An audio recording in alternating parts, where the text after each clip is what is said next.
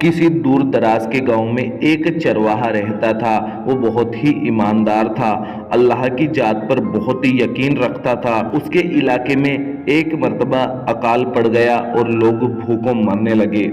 चरवाहे के पास अपने जानवरों को खिलाने के लिए कुछ भी न था। इसी दौरान उस बस्ती के मस्जिद के इमाम ने जुम्मे की नमाज में एक खुतबे में तकरीर कर ये कहा कि अल्लाह का नाम लेकर यानी कि बिस्मिल्लाहिर्रहमानिर्रहीम पढ़कर पूरी यकीन के साथ अगर दरिया को भी हुक्म दिया जाए तो वह भी नाफरमानी नहीं करता है।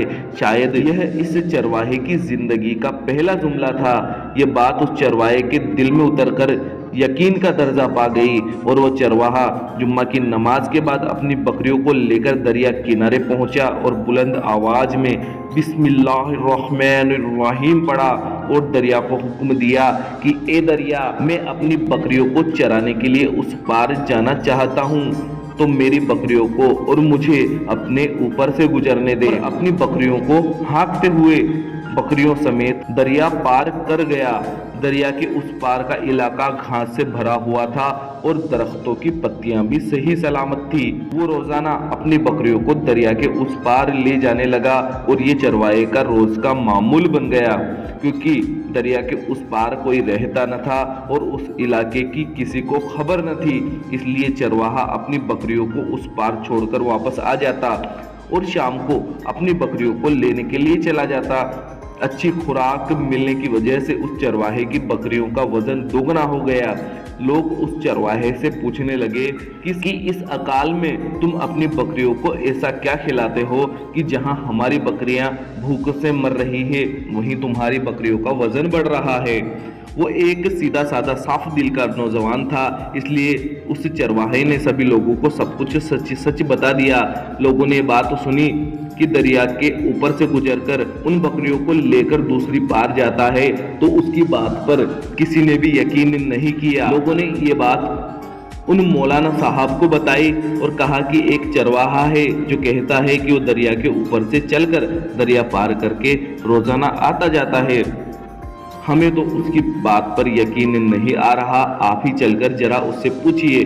फिर इमाम साहब ने चरवाहे को बुलवाया और सारा माजरा पूछा। चरवाहे ने कहा कि ये बिल्कुल सच है, मैं आपका शुक्रगुजार हूँ, क्योंकि आपने ही तो जुम्मे के दिन खुतबे में ये नुस्खा बताया था और मैं उसी नुस्खे पर अमल करके ऐसा करता हूँ। इस पर इमाम साहब ने जवाब दिया, भाई ऐसे जुमले तो हम हर जुम्मे के दिन कहते हैं, लेकिन उनका मकसद लोगों को ईमान की तरफ लेकर आना होता है, लोगों का ईमान बढ़ाना होता है।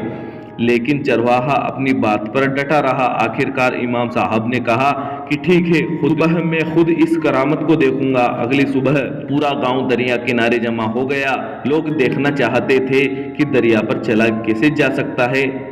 कुछ लोगों ने इमाम साहब को आगे कर दिया कि अगर चरवाहा चल सकता है तो इतने बड़े इमाम साहब क्यों नहीं चल सकते। इमाम साहब ने भी हाँ भर दी।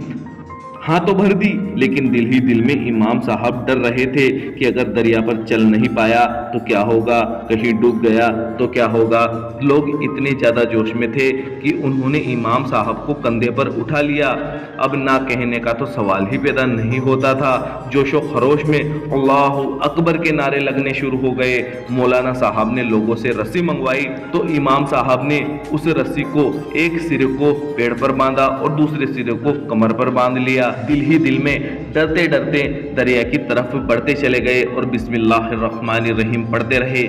लेकिन जैसे ही पहला कदम पानी पर रखा तो पानी में डूबने लगे और पानी के बहाव में बहना शुरू हो गए। इमाम साहब को रस्सी के जरिए लोगों ने खींचकर बाहर निकाला। इस तरह से उनकी जान बच सकी। इसके बाद चरवाहे ने बिस्मिल्लाहिर्रहमानिर्रहीम पढ़ा और अपनी बकरियों समेत दरिया को पार कर गया और फिर वापस भी आ गया।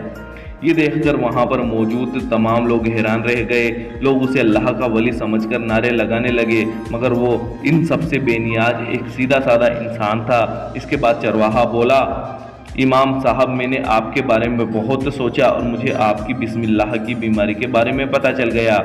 इसके बाद चरवाहे ने उस रस्सी की तरफ इशारा करते हुए कहा, امام صاحب، یہ ہے آپ کی بسم اللہ کی بیماری، آپ کو اللہ سے زیادہ اس رسی کے اوپر بھروسہ تھا، اللہ تعالیٰ نے بھی آپ کو اسی رسی کے حوالے کر دیا۔